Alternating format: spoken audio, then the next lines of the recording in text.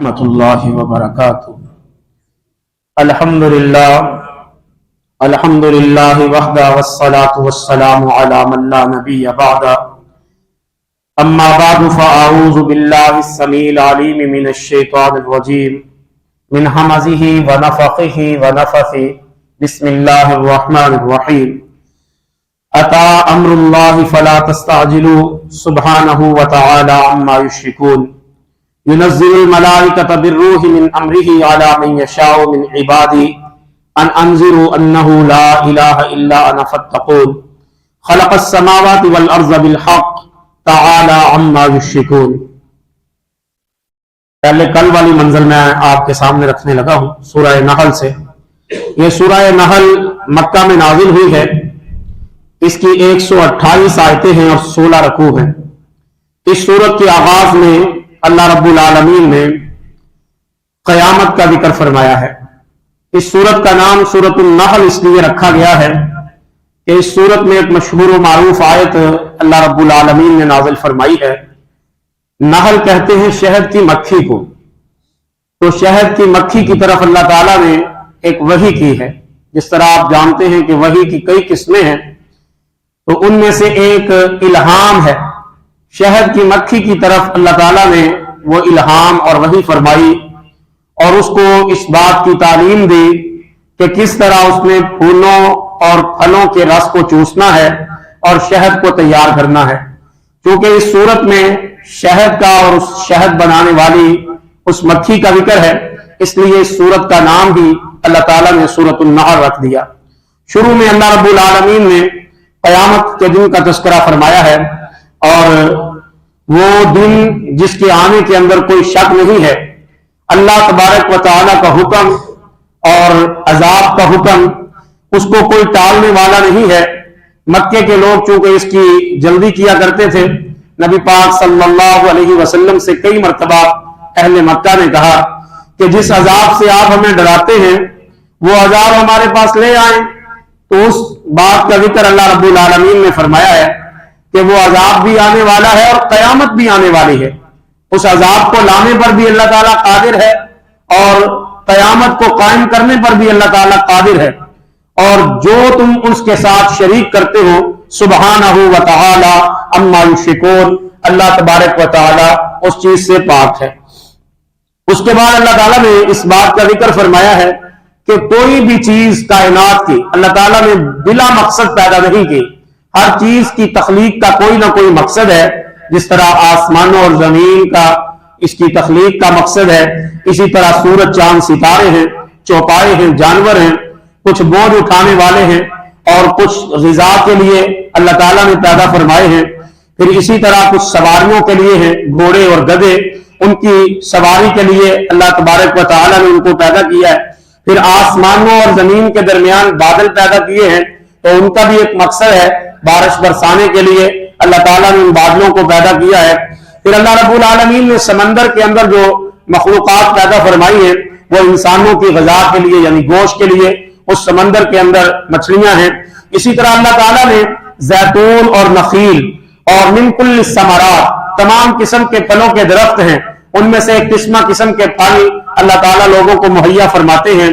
और इसी तरह जरा, जैतून और नखल, इन तीनों चीजों का जिक्र भी अल्लाह तबारक व तआला ने फरमाया कि अल्लाह तबारक व तआला ने तुम्हारे लिए खेतियां पैदा फरमाई है, जैतून पैदा फरमाया है, खजूर और अंगूर और हर किस्म के फलों के दरख्त, ये बागात अल्लाह तबारक व तआला ने पैदा फरमाए हैं। व इन तउद्दू निअमतल्लाहि ला तुहसूहा, इन सारी नेमतों का जिक्र करने के बाद अल्लाह पाक फरमाते हैं और अगर तुम उसकी नेमतों को शुमार करना चाहो, गिनना चाहो और अहाता शुमार में लाना चाहो, ला तुहसूहा, तुम उनको गिन नहीं सकोगे। इन्नल्लाह लगफूरुर रहीम, बेशक अल्लाह ताला अलबत्ता बख्शने वाला मेहरबान है। वल्लज़ीन यदऊन मिन दूनिल्लाहि ला यख्लुकून शैया, अब अल्लाह पाक फरमाते हैं कि अल्लाह ताला ने तो ये तमाम चीजें पैदा फरमाई हैं जिनका जिक्र अल्लाह पाक ने अभी फरमाया है। जिनको तुम अल्लाह को छोड़कर गैर खुदा को पुकारते हो, अल्लाह के अलावा दूसरों को आवाज देते हो, जरा उनका भी दिखाओ कि उन्होंने क्या पैदा किया है। फिर अल्लाह फरमाते हैं ला यख्लुकून शैया, उन्होंने कुछ भी पैदा नहीं किया, वहुम युखलकून, जबकि वो खुद भी पैदा किए गए हैं। जिनको अल्लाह के सिवा तुम पुकारते हो वो तुम्हारे तमाम माबूद अल्लाह के अलावा, उन्होंने कोई चीज पैदा की है तो पेश करो। फिर अल्लाह ने जवाब भी खुद दिया कि उन्होंने कुछ भी पैदा नहीं किया। चले जाए कि वो कोई चीज पैदा करते, वो तो खुद ऐसे हैं कि जो पैदा किए गए हैं, उनको भी अल्लाह तबारक व तआला ने ही बनाया है। अमवातुन गैरु अहया, मुर्दे हैं वो जिनको तुम पुकारते हो, वो मुर्दे हैं। अमवातुन गैरु अहया, वो जिंदा नहीं है। वमा यशउरून अय्यान युबासून, तुम तो उनके सामने अपनी फरियादें रखते हो, जबकि अल्लाह फरमाते हैं वमा यशउरून, और वो खुद भी शऊर नहीं रखते, अय्यान युबासून, कि उनको कब्रों से कब जिंदा किया जाएगा। जिनको तुम अल्लाह को छोड़ के पुकारते हो वो मुर्दा हैं, जिंदा नहीं है, बल्कि वो तो इस तरह के मुर्दा हैं कि उनको खुद भी पता नहीं है कि उनको कब्रों से कब जिंदा किया जाएगा। ये भी पता है तो सिर्फ अल्लाह तबारक व तआला को ही पता है।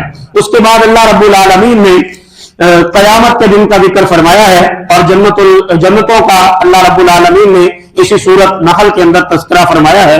और इसी सूरत के अंदर अल्लाह तबारक व तआला ने तमाम अंबिया जिनको नाजिल फरमाया वो सारे के सारे बशर और इंसान थे, इस बात का भी जिक्र फरमाया है। और फिर अल्लाह रब्बुल आलमीन ने इस बात का जिक्र भी फरमाया कि ये जो लोग मक्के वाले फरिश्तों को अल्लाह की बेटियां कहते हैं, ये कैसा इंसाफ है कि अपने लिए तो ये बेटे पसंद करते हैं, अगर इनमें से किसी के घर में बेटी पैदा हो जाए तो उसके चेहरे की रंगत उड़ जाती है, वो परेशान हो जाता है और वो कहते हैं ये क्या हो गया, मेरे घर में लड़की पैदा हो गई, जबकि फरिश्तों को अल्लाह की लड़कियां समझते हैं। ये इनका कैसा इंसाफ है, अपने लिए तो ये लड़के पसंद करें और अल्लाह तबारक व तआला के लिए ये लड़कियां पसंद करें।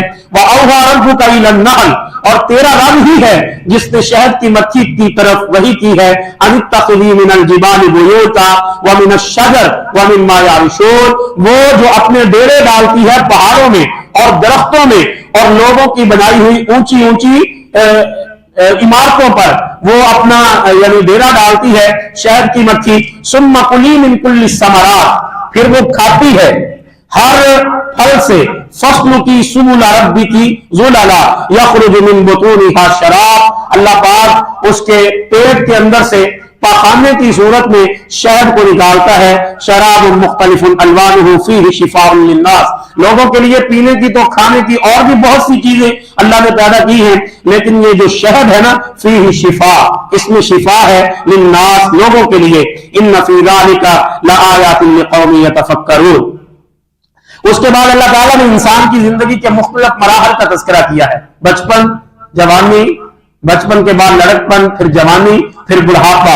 अल्लाह रब्बुल आलमीन फरमाते हैं ये सारे मामलात इंसान जो देखता है कि पहले ताकतवर होता है, फिर पहले कमजोर होता है जब दुनिया में पैदा होकर आता है, फिर आहिस्ता आहिस्ता उसका जिस्म मजबूत होता है, हड्डियां मजबूत होती हैं, फिर वो लड़कपन में, फिर जनाब जवानी में, फिर जवानी में वो कड़ियल जवान और ताकतवर कवि बन जाता है, फिर दोबारा उस जवानी पर अल्लाह तबारक व तआला बुढ़ापे को मुसल्लत करके किस तरह उसको कमजोर कर देता है, इस बात का जिक्र अल्लाह रब्बुल आलमीन ने फरमाया है। फिर फरमाया कि वलिल्लाहि गैबुस समावाति वल अर्ज़, अल्लाह ही है जो आसमानों और जमीन के गैब को जानने वाला है, अल्लाह के अलावा आसमानों और जमीन के गैब को कोई भी नहीं जानता। फिर पहाड़ों का जिक्र फरमाया, फिर अल्लाह रब्बुल आलमीन ने जबरी तौर पर कुफर की तरफ धकेलने वालों के अंजाम का तस्करा फरमाया। फिर अल्लाह रब्बुल आलमीन ने उन लोगों का जिक्र फरमाया जिनकी आंखों पर और जिनके दिलों पर और जिनके कानों पर अल्लाह ताला ने मोहरें लगा दी हैं कि वो सारा कुछ सुनने के बावजूद समझते नहीं है। फिर अल्लाह रब्बुल आलमीन ने कुफर करने वालों का नुकसान और कयामत वाले दिन उनके घाटे का जिक्र फरमाया है। फिर अल्लाह रब्बुल आलमीन ने इसी सूरह नहल के अंदर हराम चीजों का जिक्र भी बयान फरमाया, और इसी सूरत की आखिरी आयत में अल्लाह रब्बुल आलमीन ने अपने प्यारे नबी को फरमाया वस्बिर वमा सब्रुका इल्ला बिल्लाह, ऐ मेरे नबी जिस तरह दूसरे रसूलों ने सब्र किया है तू भी सब्र कर और गम न कर और अपने सीने को तंग न कर। इन्नल्लाह मअल लज़ीना तक़ौ, बेशक अल्लाह ताला उन लोगों के साथ है जो अल्लाह से डरने वाले हैं, और अल्लाह ताला उन लोगों के साथ है जो नेकियां करने वाले हैं, जो मुहसिनून हैं। उसके बाद सूरह बनी इस्राइल है, ये भी मक्का में नाज़िल हुई, इसमें 111 आयतें और 12 रुकू हैं। इस सूरत के आगाज में अल्लाह रब्बुल आलमीन ने वाक़या इसरा का जिक्र फरमाया है, जो नबी करीम सल्लल्लाहु अलैहि वसल्लम को बैतुल्लाहिल हराम से लेकर बैतुल मुक़द्दस तक, मस्जिद अक्सा तक जो रात के कुछ हिस्से में सैर करवाई, उसका जिक्र अल्लाह रब्बुल आलमीन ने तफसीली तौर पर बयान फरमाया है। फिर इस सूरत के अंदर अल्लाह तबारक व तआला ने वालिदैन के साथ हुस्न सलूक करने का जिक्र फरमाया है। अल्लाह पाक फरमाते हैं, ऐ मेरे पैगंबर, अल्लाह रब्बुल आलमीन ने ये फैसला कर लिया है, वक़ज़ा रब्बुका अल्ला तअबुदू इल्ला इय्याहु व बिल वालिदैनि इहसाना, तेरे रब ने फैसला किया है कि इबादत की जाए तो सिर्फ अल्लाह तबारक व तआला की जाए, उसके साथ किसी को शरीक न किया जाए, और वालिदैन के साथ अच्छा सलूक किया जाए, नेक सलूक किया जाए, उनकी खिदमत की जाए, और जब वो दोनों बुढ़ापे को पहुंच जाएं, वक़्फ़िद लहुमा जनाह मिनर रहमा, तो उनके लिए अपनी रहमत के बाजुओं को झुका देना है, वक़ुर रब्बिरहमहुमा, और कहना है, ऐ मेरे रब इरहमहुमा, इन दोनों पर रहम फरमा, कमा रब्बयानी सगीरा, जिस तरह बचपन में इन्होंने मुझ पर रहम फरमाया था। यानी जिस तरह माँ बाप ने बच्चा पैदा हुआ तो उसके साथ मोहब्बत और प्यार किया और उस पर रहम किया, इसी तरह अब अगर बच्चे जवान हो जाएं और जवानी के आलम में अपने माँ बाप को, उन दोनों को या दोनों में से किसी एक को बुढ़ापे में पाएं तो उनके लिए खिदमत के बाजुओं को झुका देना है। सैयदना अबू हुरैरा रज़ियल्लाहु तआला अन्हु की एक मशहूर और मारूफ रिवायत है, उन्होंने पूछा, अल्लाह के नबी, मेरे लिए हुस्न सलूक का सबसे ज्यादा हकदार कौन है? अल्लाह के नबी ने फरमाया, तेरी माँ है। उसने कहा, उसके बाद? फरमाया, तेरी माँ है। कहा, अल्लाह के रसूल, उसके बाद? फरमाया, तेरी माँ है। 3 मरतबा फरमाया। फरमाया, अल्लाह के रसूल, माँ के बाद कौन है? फरमाया, सुम्मा अबाका, फिर तेरा बाप है। यानी माँ बाप सबसे ज्यादा हुस्न सलूक के हकदार हैं। वालिदा 3 दफा और वालिद 1 दफा। इसी आयत के अंदर अल्लाह रब्बुल आलमीन ने वालिदैन की खिदमत करने का और उनके लिए अपनी रहमत के बाजू झुका देने का तज़किरा फरमाया। उसके बाद अल्लाह रब्बुल आलमीन ने अपनी औलाद को कत्ल करने से मना फरमाया है। उसके बाद अल्लाह रब्बुल आलमीन ने वजन और नाप तोल को पूरा पूरा तोलने का हुक्म दिया है और बेइल्म बात के पीछे ना लगने का हुक्म दिया है और जमीन पर अकड़ कर ना चलने का हुक्म दिया है। और ये सारे असूल अल्लाह रब्बुल आलमीन फरमाते हैं, हमने तौरात में भी नाजिल फरमाए थे और बनी इसराइल के सामने भी अल्लाह रब्बुल आलमीन ने यही अहकाम बयान फरमाए थे। उसके बाद अल्लाह रब्बुल आलमीन फरमाते हैं, कुल उदउल लज़ीना ज़अमतुम मिन दूनिही, वो लोग जो अल्लाह को छोड़कर गैरों को पुकारते हैं, फला यमलिकून कश्फ अज़्ज़ुर्रि अन्कुम वला तहवीला, वो उनकी तकलीफ को एक रत्ती बराबर भी दूर नहीं कर सकते।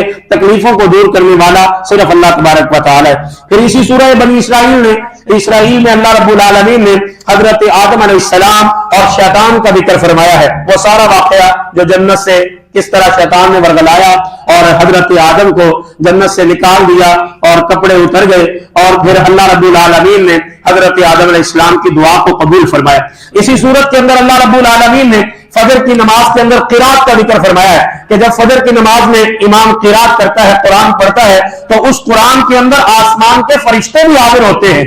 अक़ीमिस सलात लिदुलूकी शम्स इला गसाक़िल लैल व कुरान अल फजर, फजर के कुरान में फरिश्ते हाजिर होते हैं। क्या मतलब? हदीस में आता है कि नबी करीम सल्लल्लाहु अलैहि वसल्लम ने इरशाद फरमाया कि 2 किस्म के फरिश्ते इंसान के कंधों पर जो नेकियां और गुनाह लिखते हैं, 2 की ड्यूटी लगती है सुबह फजर से लेकर असर की नमाज तक, और 2 की ड्यूटी होती है असर की नमाज से लेकर सुबह फजर तक। लेकिन ये फजर और असर, ये 2 नमाजें ऐसी हैं कि जिसमें रात और दिन के फरिश्ते जमा हो जाते हैं। यानी जो असर के वक्त आए होते हैं वो सुबह फजर की नमाज पढ़ने के बाद वापस जाते हैं, और जिन्होंने दिन के वक्त ड्यूटी देनी होती है वो फजर की नमाज आकर बाजमात पढ़ते हैं और असर की नमाज पढ़कर वापस जाते हैं। तो फजर की नमाज के अंदर अल्लाह रब्बुल आलमीन ने फरमाया कि फरिश्ते जमा होते हैं, हाजिर होते हैं। तो ये दिन और रात के फरिश्ते, जिस तरह दूसरी हदीस के अंदर भी ये अल्फाज मौजूद हैं कि जब फरिश्ते आसमान पर जाते हैं तो जाकर अल्लाह रब्बुल आलमीन को बताते हैं, अल्लाह ताला पूछते हैं, तुमने मेरे बंदे को किस हाल में पाया? वो कहते हैं अल्लाह ताला से, या अल्लाह, जब हम गए थे रात को असर के वक्त, जब हम गए थे उस वक्त भी तेरा बंदा नमाज पढ़ रहा था, और जब हम वापस आए हैं फजर की नमाज पढ़ के उस वक्त भी तेरा बंदा नमाज पढ़ रहा था। हदीस के ये अल्फाज उस बंदे के लिए हैं जो 5 वक्त का नमाजी है। फरिश्ते गवाही देते हैं कि जब हम गए थे उसके पास उस वक्त भी वो नमाज पढ़ रहा था, और जब हम वापस आए हैं उस वक्त भी वो नमाज पढ़ रहा था। तो ये बहुत बड़ी एक शहादत है फरिश्तों की इंसान के हक में, जो वो रोजाना की बुनियाद पर देते हैं। वैसे हर हफ्ते में सोमवार और जुमेरात वाले दिन लोगों के अमाल, नेक अमाल भी और बद अमाल भी अल्लाह की बारगाह में पेश किए जाते हैं। तो यहां पर अल्लाह रब्बुल आलमीन ने इस बात का जिक्र फरमाया है। उसके बाद اس کی آخری آیت کے اندر اللہ فرماتے ہیں وَقُلِ الْحَمْدُ لِلَّهِ الَّذِي لَمْ يَتَّخِذْ وَلَدًا وَلَمْ يَكُنْ لَهُ شَرِيكٌ فِي الْمُلْكِ وَلَمْ يَكُنْ لَهُ وَلِيٌّ مِّنَ الذُّلِّ وَكَبِّرْهُ تَكْبِيرًا۔ یہ سورہ بنی اسرائیل کی آخری آیت ہے اور یہ بڑی خاص آیت ہے۔ اس آیت کے اندر اللہ رب العالمین نے اپنی 6 صفات بیان فرمائی ہیں۔ اللہ فرماتے ہیں وَقُلِ الْحَمْدُ لِلَّهِ، کہہ دیجئے اے میرے پیارے پیغمبر محمد الرسول اللہ، الحمدللہ، تمام تعریفیں اللہ کے لیے ہیں، الذی وہ ذات لم یتخذ ولدا، جس کی اولاد نہیں ہے، جس نے اپنے لیے کوئی اولاد نہیں بنائی، ولم یکن لہ شریک، اور نہ ہی اس نے اپنے لیے کوئی شریک مقرر کیا ہے، فی الملک، اپنی بادشاہت میں، ولم یکن لہ ولی، نہ ہی اس کا کوئی مددگار ہے۔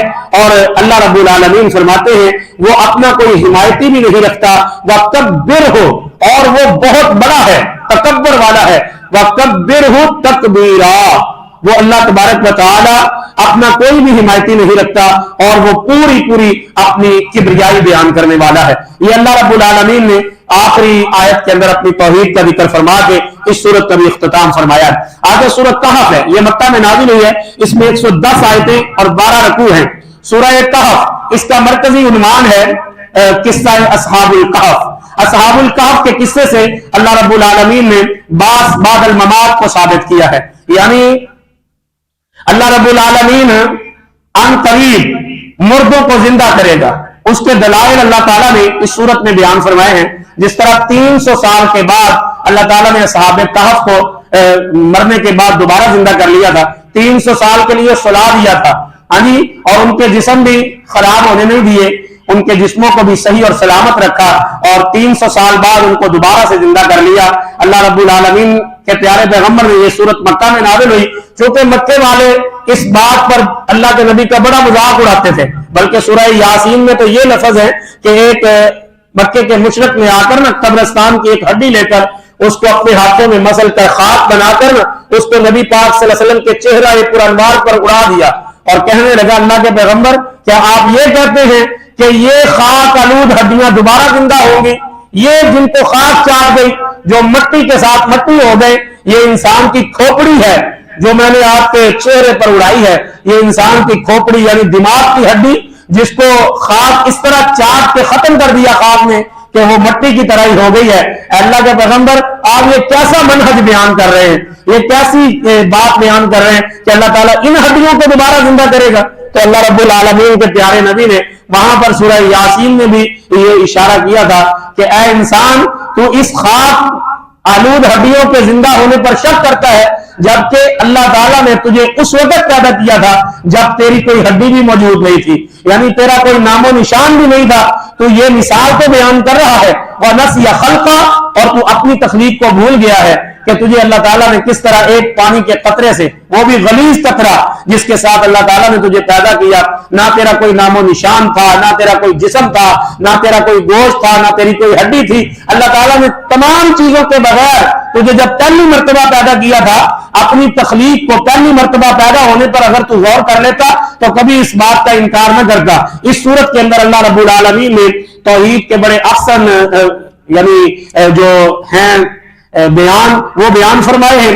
اس صورت کے اندر 4 قسم کے عنوان اللہ تعالیٰ نے بیان فرمائے، ایک تو توحید کے مسائل، دوسرا بعد الممات کے مسائل، تیسرا اس صورت کے اندر موسیٰ علیہ السلام کا قصہ اللہ تبارک و تعالیٰ نے بیان فرمایا ہے، اسی طرح اصحاب کہف کا قصہ اللہ تبارک و تعالیٰ نے بیان فرمایا ہے، اور ذوالقرنین جو کہ اللہ کے ایک نیک بندے تھے اس کا تذکرہ بھی اسی صورت کے اندر اللہ رب العالمین نے بیان فرمایا ہے۔ اللہ رب العالمین نے اس صورت کے اندر جو اصحاب کہف کا قصہ بیان فرمایا ہے، وہ اصحاب کہف جو کہ بادشاہ کے ڈر سے نوجوان، ان کی گنتی کتنی تھی اس بات میں یعنی اس بات کی کوئی وضاحت نہیں ہے، قرآن مجید میں بھی فرمایا گیا ہے کہ ان کی گنتی صرف اللہ تعالیٰ کو ہی معلوم ہے۔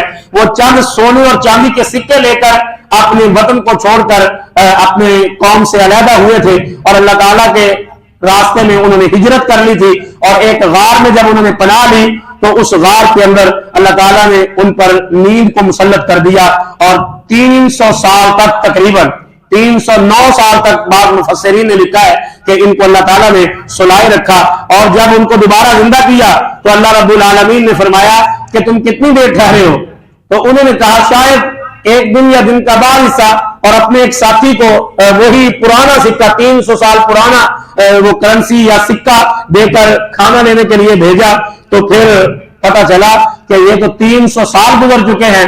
یہ اللہ رب العالمین نے سارا واقعہ اس سورت کے اندر مفصل انداز سے بیان فرمایا ہے۔ پھر اسی سورت کے اندر اللہ تبارک و تعالی نے ایک قیامت کے دن کا تذکرہ بھی بیان فرمایا ہے، قیامت کے دن کا آنا اور قیامت کے دن کی سختی اور قیامت کے دن میزان کا لگنا۔ اس سورت کے آخر میں اللہ تبارک و تعالی نے بڑے خوبصورت انداز سے اس بات کا ذکر فرمایا، اور اس سورت کے آخر کے آخری رکوع کے اندر اللہ رب العالمین نے دوبارہ سے اپنی توحید بیان فرمائی ہے۔ فرمایا ان الذین آمنوا وعملوا الصالحات، بے شک وہ لوگ جو ایمان لائے اور نیک عمل کیے، کانت لہم جنات الفردوس نزلا، ان کے لیے جنات الفردوس ہوں گے۔ پھر اللہ رب العالمین نے اسی سورت کے اندر فرمایا قل لو کان البحر مدادا، قل لو کان البحر مدادا، اے میرے پیارے پیغمبر آپ فرما دیجئے اگر سمندر سیاہی بن جائیں، الکلمات قل لو کان البحر مدادا لکلمات ربی، اگر سمندر سیاہی بن جائے تیرے رب کے کلمے لکھنے کے لیے، لنفد البحر، البتہ تحقیق ختم ہو جائے گی وہ سمندروں کی سیاہی، قبل ان تنفد کلمات ربی، اس سے قبل کہ تیرے رب کی توحید کے کلمے ختم ہو، ولو جئنا بمثلہ مددا، اور اگرچہ اس سمندر کو 2 مرتبہ سیاہی بنایا جائے۔ سورہ بنی اسرائیل میں فرمایا اگر 7 مرتبہ، 7 ابحر، اگر 7 مرتبہ پورے سمندر کو سیاہی بنایا جائے اور تیرے رب کے کلمے لکھنے کے لیے انسان جن اور فرشتے بیٹھ جائیں، وہ ساری سیاہی ختم ہو جائے گی لیکن تیرے رب کی کلمات ختم نہیں ہوں گے۔ قل انما انا بشر، اے میرے پیارے پیغمبر فرما دیجئے بے شک میں تم جیسا انسان ہوں، یوحا الیہ، میری طرف وحی کی جاتی ہے، انما الہکم الہ واحد، یہ کہ میرا الہ اور تمہارا الہ وہ ایک ہی الہ ہے۔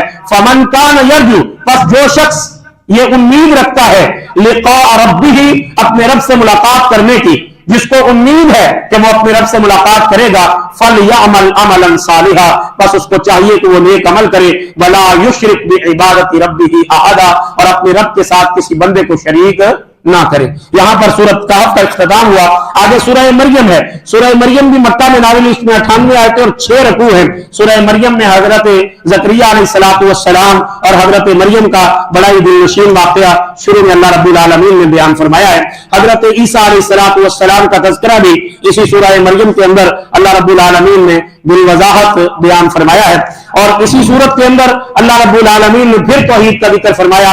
آگے سورہ طٰہٰ ہے، یہ بھی مکہ میں نازل، اس میں 135 آیتیں اور 8 رکوع ہیں۔ اس سورت کے اندر اللہ رب العالمین نے تقریباً 6 پیغمبروں کا ذکر فرمایا ہے، اور ہر پیغمبر کے اوصاف اور نبی کائنات جناب محمد رسول اللہ صلی اللہ علیہ وسلم کا ذکر اور آپ کے اوصاف کا تذکرہ اسی سورت کے اندر بیان فرمایا ہے۔ طٰہٰ مَا أَنزَلْنَا عَلَيْكَ الْقُرْآنَ لِتَشْقَىٰ، ہم نے یہ قرآن تجھ پر اس لیے نہیں اتارا کہ تو مشقت میں پڑ جائے، یعنی آپ اس قرآن کو پڑھتے ہوئے مشقت محسوس کریں، دعوت دیتے ہوئے مشقت محسوس کریں، اس لیے ہم نے یہ قرآن نہیں اتارا، الا تذکرۃ لمن یخشی، مگر ہم نے تو اس قرآن کو نصیحت بنا کر اللہ سے ڈرنے کے لیے ایک خوف کا ذریعہ بنا کر اس قرآن کو اللہ رب العالمین نے نازل فرمایا ہے۔ اللہ تعالیٰ عرش پر ہے، اس بات کا ذکر بھی اسی صورت میں ہے۔ سب سے پہلے اس صورت میں حضرت موسیٰ علیہ السلام کا قصہ بیان کیا گیا، اس کے بعد اللہ رب العالمین نے فرعون کے دربار میں اور پھر موسیٰ علیہ السلام کی والدہ کا قصہ کہ انہوں نے ایک صندوق میں بند کر کے ایک دریا میں اپنے بیٹے کو ڈال دیا تھا، یہ سارا قصہ بھی بڑا خوبصورت ہے لیکن بڑی وضاحت طلب ہے، چونکہ اتنا وقت نہیں اس لیے میں مختصر کر رہا ہوں۔ حضرت موسیٰ اور فرعون کا ذکر اللہ رب العالمین نے اس صورت میں بیان فرمایا، اور موسیٰ کا ساتھی اور بھائی حضرت ہارون کا ذکر بھی اللہ رب العالمین نے اسی صورت کے اندر بیان فرمایا ہے۔ جادوگروں کا ذکر بھی اسی صورت کے اندر بیان ہوا ہے۔ پھر اس صورت میں اللہ رب العالمین نے اپنے دوسرے پیغمبر حضرت ہارون کا ذکر بھی بیان فرمایا، اور حضرت محمد رسول اللہ صلی اللہ علیہ وسلم کا ذکر فرمانے کے بعد اللہ تعالیٰ نے قیامت کے دن کا ذکر فرمایا ہے، اور قیامت کے دن کے حالات اور قیامت کے دن کی سختیاں، اس بات کا مفصل ذکر تقریباً پورے رکوع کے اندر اسی سورت طٰہٰ کے اندر اللہ رب العالمین نے بیان فرمایا۔ پھر اللہ رب العالمین نے اس سورت کے آخر میں دوبارہ سے شیطان کا، حضرت آدم کا اور ابلیس کا ذکر پھر سے بیان فرمایا، اور اس سورت کے آخر میں اپنے پیارے پیغمبر صلی اللہ علیہ وسلم کو حکم دیا، وَأْمُرْ أَهْلَكَ بِالصَّلَاةِ، اے میرے پیغمبر نماز پڑھ اور اپنے اہل و عیال کو بھی نماز پڑھنے کا حکم کر اور اس پر استقامت اختیار کر. لا نسألک رزقا، ہم تجھ سے سوال نہیں کرتے تیرے رزق کے متعلق. نحن نرزقک، رزق دینے والے ہم ہیں. والعاقبۃ للتقوی، اور اچھا انجام ہے متقی پرہیزگار لوگوں کے لیے. آخر میں اللہ رب العالمین نے فرمایا کہ اگر ہم لوگوں کی طرف اپنے پیغمبر کو مبعوث نہ فرماتے اور دیگر بستیوں کی طرف بھی اپنے پیغمبر مبعوث نہ فرماتے تو پھر یہ لوگ یہ عذر پیش کرتے جب قیامت کے دن اللہ کی بارگاہ میں پیش ہوتے کہ اللہ تو ہمیں کس بات کی سزا دے رہا ہے، ہمارے پاس تو کوئی ڈرانے والا نہیں آیا. اس لیے اللہ نے ان کی یہ عذر جو ہے وہ ختم کر دیا ہے اور رسولوں کو نازل کر کے اللہ تعالیٰ نے ان پر ایک حجت کو قائم کر دیا ہے. قل کل متربص فتربصوا فستعلمون من اصحاب الصراط السوی ومن اهتدى. یہ جو عذاب کو طلب کرنے والے ہیں اے میرے پیغمبر ان کو کہہ دو کہ تم بھی انتظار کرو، ہم بھی انتظار کرنے والے ہیں. اللہ تبارک و تعالی ہمیں سیدھا راستہ دکھائے گا اور پتہ چل جائے گا جب قیامت آئے گی کہ کون سیدھے راستے پر ہے اور کون راہ سے بھٹکا ہوا ہے. یہ آخری آیت ہے سورہ طٰہٰ کی. آگے 17واں پارہ ہے سورہ انبیاء. انشاءاللہ کل بشرط زندگی بشرط صحت اللہ تعالیٰ سے دعا ہے اللہ تعالیٰ قرآن مجید کے مطابق اپنا عقیدہ اور عمل بنانے کی توفیق عطا فرمائے.